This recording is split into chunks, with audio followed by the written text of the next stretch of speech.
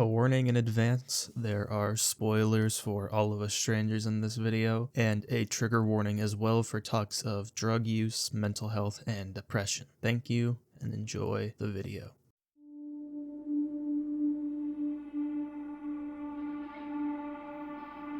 The most important moment of any movie is its beginning, and Andrew Haigh's All of Us Strangers hammers this home with a scene where, if you may have missed the first 5 minutes of your showing or hadn't paid much mind to during those moments, would twist and distort your perception of the film, its characters, and its narrative entirely, as that beginning not only tells you all you need to know to establish things, but also tells you the most you need to know about certain characters, who will not be getting anywhere near that much establishment later on. If you have seen the movie, you will know that the specific scene I'm speaking about is the first confrontation between Andrew Scott's Adam and Paul Mescal's Harry, because from the initial confrontation, the mannerisms and method of speaking by both men here, and from the blocking of this first meeting compared to their next all the way to the recontextualization we receive near the end of the film, everything you need to know is right here, right at this very moment. Key subtle moments are clear giveaways to understand the state of Harry. Obviously, he's an alcoholic. From his budging at Adam's hand before he pulls away from his handshake, to his constant retorts to find a reason to let himself inside, you feel a desperation exuding from him. Not entirely out of lust, though that can be interpreted as one of the many feelings here, but also out of fear and loneliness. We know that, for some reason, these two are the only people in the entire complex, and it makes it all the more apparent that these two are completely cut off from others for different reasons. Adam out of shutting himself out from the world out of fear of letting people into his life, and Harry out of his veering distance from the ones he did know, despite his constant yearning and trying for some form of connection. You see this in his eyes, that melancholy in the eyes of a man in the messiest state of his life, clinging on to the most basic touch possible. We even hear him talk of ways to die that would feel asinine to hear in a regular conversation. I mean, we can't even open the windows, but I guess they don't really want us to jump. It's bad for business, you know. Bodies broken on the concrete. I mean, who's going to move in there? Showing us his lack of care for his own safety. The blocking of the shots in this scene creates a barrier between them. A barrier set up by Adam, and a barrier that Harry desperately tries to pry open, but is ultimately shut out, rejected by the only other person he can reach out to. Compare that blocking to the next few times we see them, such as in the elevator together. Of course, there's no barrier, but they aren't facing each other. When Adam starts to feel that want for Harry, and when Harry comes to visit him again, we simply just see the two men facing each other before Adam finally lets him in, with no barrier at all. But let's go back to the first confrontation. This all leads to what, in my opinion, is the most devastating shot in the film. Once Adam shuts Harry out, he takes a deep breath, drunkenly leaning against the side of the door frame, and then we see him in the elevator, leaning against the window corner, swigging at his whiskey, then slowly looking up, the sadness and hopelessness in his eyes more apparent as his fading reflection covers the left side of the screen, his self-significance slowly fading away, the last time we see Harry alive. In this one heartbreaking moment, coming so close to the companionship he's yearning for, but ultimately falling short. A desperate last resort that ended up falling just a few feet too far, ending in a tragic butterfly effect. Even when you look at other details of the film's production, such as in the score and the track titled Harry, the sound of it embodies this drowned out feeling of cold emptiness, like a search for something you cannot find.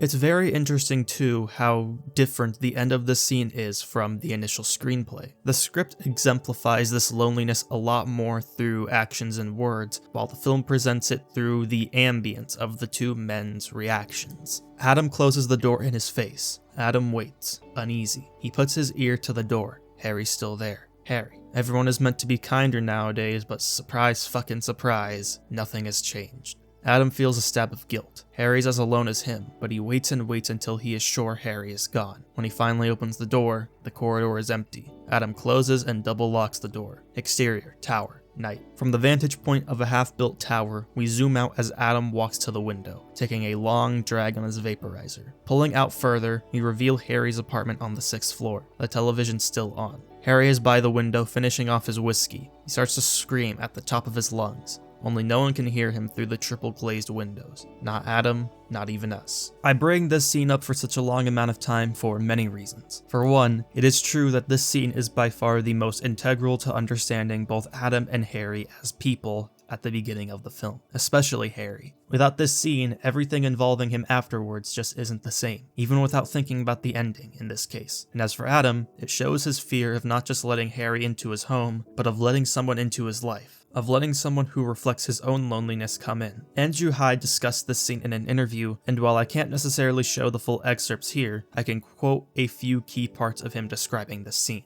And there's a real gentle sway between confidence and vulnerability, but at the same time there is a sort of quiet and almost unnerving desperation that comes from him. But I wanted it to feel sort of like a little enclosed womb almost, this moment between the two of them. Feels like it's separate from the whole of the world. There's a moment here which I think is beautifully done by Andrew. He's so close to letting him in, so close to being like, yes, okay, I could do this, but then something just scares him off. Seeing yourself reflected back in someone else is a lot to cope with. In many ways, Harry also is a representation of Adam himself, and I think he feels scared in that moment. There's too much happening in that moment to allow him to come inside. I think that quote really speaks to the overall significance of this scene. Just how Harry and Adam reflect one another. Harry sees it as something to possibly be hopeful for, but Adam finds it terrifying because he was bullied as a child. He didn't have many friends. After his parents died, he had nobody that knew or accepted him for who he was. He was alone and was scared of the uncertainties that come with change and facing your biggest insecurities. All of Us Strangers is a quiet tale of queer loneliness. There's a specific line Harry speaks in the middle of the film that predicates this, as he's describing his story of coming out to his parents, to Adam. I've always felt like a stranger in my own family, and then coming out just puts a name to that difference. It's always been there. This line here encapsulates the disconnect that many people feel with their families due to their sexuality. Even in families who don't outright discriminate against their own who come out as queer, many still feel a growing distance from them because of how different and disconnected they feel from their families. And for ones that don't come out at all, that feeling still remains, and can sometimes even be larger. Familial disconnect and difficulty connecting with others is obviously not a problem exclusive to queer people, but there's a type of disconnect that many gay people do face, a type of loneliness that many tend to go through. This loneliness is exemplified in the film in many different ways. It explores a wider problem that has been going on for many years. Even with the advances in societal treatment of gay people, the cast of the film is limited to only the central main characters. Anyone who isn't Adam, Harry, or Adam's parents is non-existent. Adam and Harry live in a flat that is empty outside of them. No one else lives there. It's only those two in that quiet, lonely, empty complex. Adam deals with a heavy amount of anxiety of letting people into his life, making him isolated from the rest of the world, avoiding all connection. Harry wants to get himself out there. He's tried to become romantically involved with people. He needs companionship, but he has nowhere to go. He has no one to lean on. He can't go to his family, and he has no one he considers a close friend. He's unwillingly isolated from the rest of society, and while it stems from many things, at the core, he feels like a stranger to the world because of his differences. I think the opening scene once again gives us a good insight as to what could be at the root of the issue. It's the expectation of rejection. Neither Adam or Harry seem to fear being rejected. Harry doesn't look disappointed when Adam rejects him because he was expecting to be let in, but because he was expecting not to be let in. And those actions solidified that feeling inside of him. Adam explains this too for himself in the film in this conversation with Harry. I'd always felt lonely, even before. This was a new feeling, like terror, that I'd always be alone. And then as I got older, that feeling just solidified, just to not here all the time. And then losing them, I just got tangled up with all the other stuff about being gay, and just feeling like the future doesn't matter. Even before losing something, maybe even before realizing they were both gay, both men here have felt like strangers to both their families and to society itself their whole lives. That reason is left to question, as those feelings are difficult to understand. and there isn't really one central root cause. But you could think of many core elements to it, like growing up feeling different from all the other boys in your class, feeling cut off from everyone, even in your own childhood, not being able to understand your feelings or even get help understanding your feelings out of that expectation of being judged and rejected. There is an article from the Huffington Post that explores these things in very intricate and thorough detail that I want to share a few excerpts from that I think tie into this film's exploration of these struggles. I will not show the entire thing, but only the bits that feel fitting at the right places. Gay men are primed to expect rejection. We're constantly scanning social situations for ways we may not fit into them. We struggle to assert ourselves. We replay our social failures on a loop. The weirdest thing about these symptoms, though, is that most of us don't see them as symptoms at all. Since he looked into the data, Salway has started interviewing gay men who attempted suicide and survived. When you ask them why they tried to kill themselves, he says most of them don't mention anything at all about being gay. Instead, he says, they tell him they're having relationship problems, career problems, and money problems. They don't feel like their sexuality is the most salient aspect of their lives, and yet they're an order of magnitude more likely to kill themselves. The term researchers use to explain this phenomenon is minority stress. In its most direct form, it's pretty simple. Being a member of a marginalized group requires extra effort. When you're the only woman at a business meeting or the only black guy in your college dorm, you have to think on a level that members of the majority don't. If you stand up to your boss, or fail to, are you playing into stereotypes of women in the workplace? If you don't ace a test, will people think it's because of your race? Even if you don't experience over stigma, considering these possibilities takes its toll over time. For gay people, the effect is magnified by the fact that our minority status is hidden. Not only do we have to do all this extra work and answer all these internal questions when we're 12, but we also have to do it without being able to talk to our friends or parents about it. Keep that last paragraph in mind, as that ties into yet another integral scene of All of Us Strangers, where Adam confronts his father for the first time after learning of his sexuality through his mother finding out. Adam's father mentions he had known about Adam crying in his room many times, which Adam questions why he never came into his room if he had known that he was crying, in which Adam's father states this. I just didn't want to think of you as the kind of boy that the other lads would pick on, and I knew that if I was at your school, I'd probably picked on you too.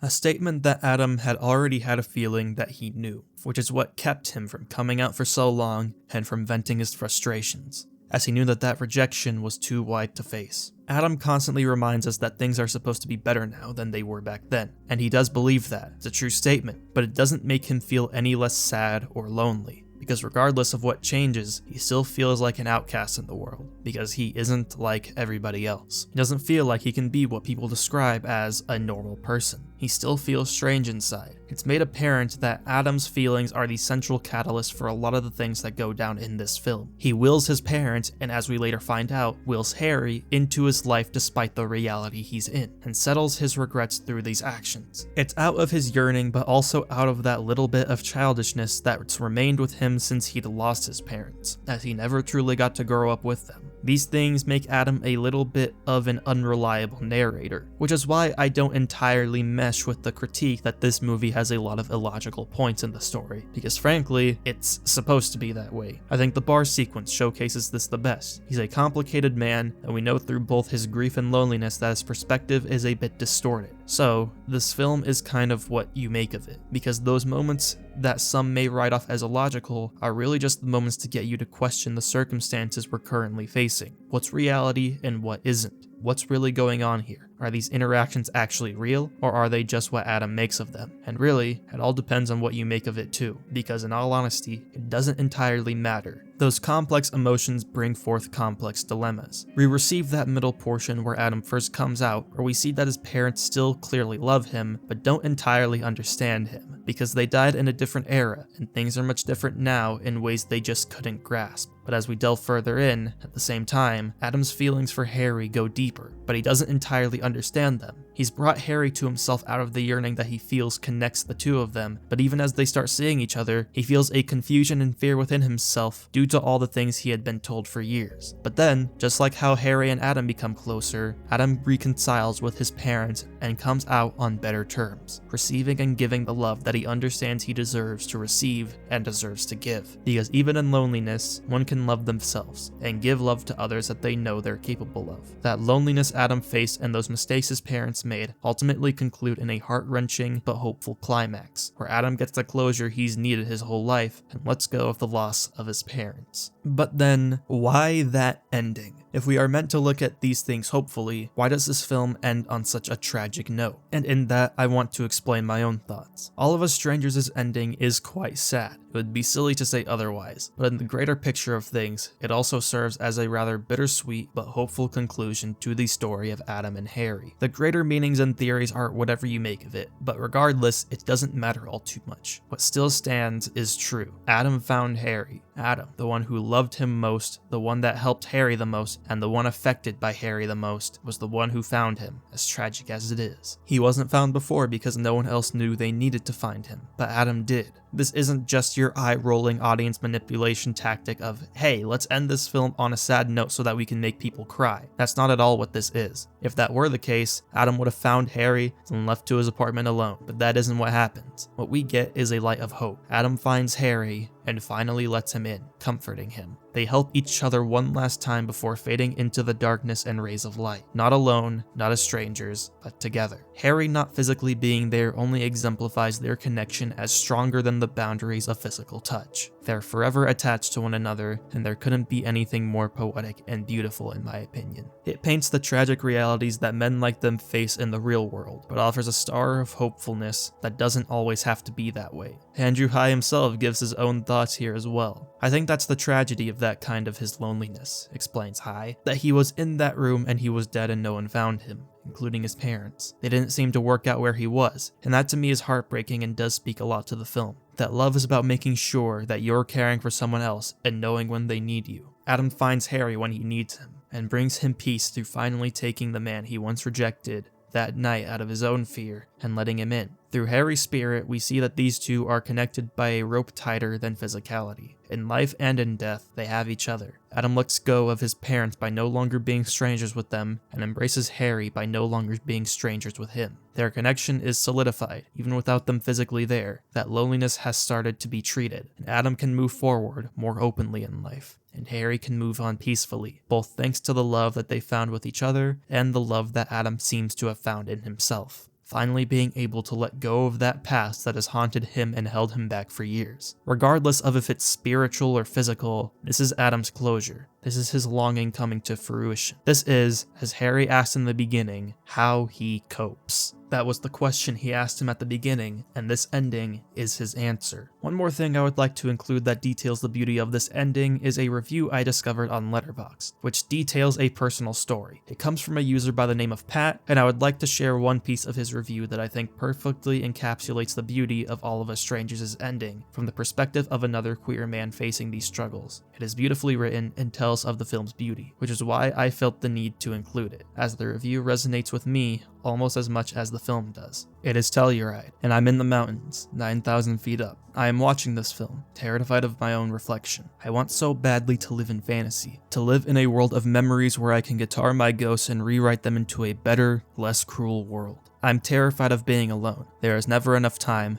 and I don't know when to hit cut. Yet the film ends with such light. Adam, though alone, is radiant, propelled forward by people's love for him, by the love that he knows that he can provide. He reconciles with his past, and I reconcile with my future. I was scared of making this video at first based on my own circumstances and also based on a fear that I just wouldn't be able to get my thoughts out right. All of Us Strangers is a film that I hold with high importance and high significance. It is recent, but it has already made its mark in my eyes by broadly exploring a problem that I and many others have faced for a long time. This video is difficult to make, and this film is very personal to me, so I figured I'd make a very personal analysis of it as well, because it seemed to be the most fitting. All of Us Strangers is what you make of it, and this is what I've made of it. You don't have to be alone. It doesn't need to be that way. Our feelings are quite a fucking mess, but we are stronger than those are. This is a beautiful film, and I'm happy that it exists, regardless of how many people even watch this video, since I know most of my audience doesn't even like to watch my movie reviews. I'm happy that I spoke about this film in the best way that I know how, because it's given me something that many other films haven't given me. A realistic but hopeful optimism in myself and my struggles with my own identity and battles. And I can't be more grateful for that. So I hope you guys did enjoy this video. It took quite a lot of thought to create.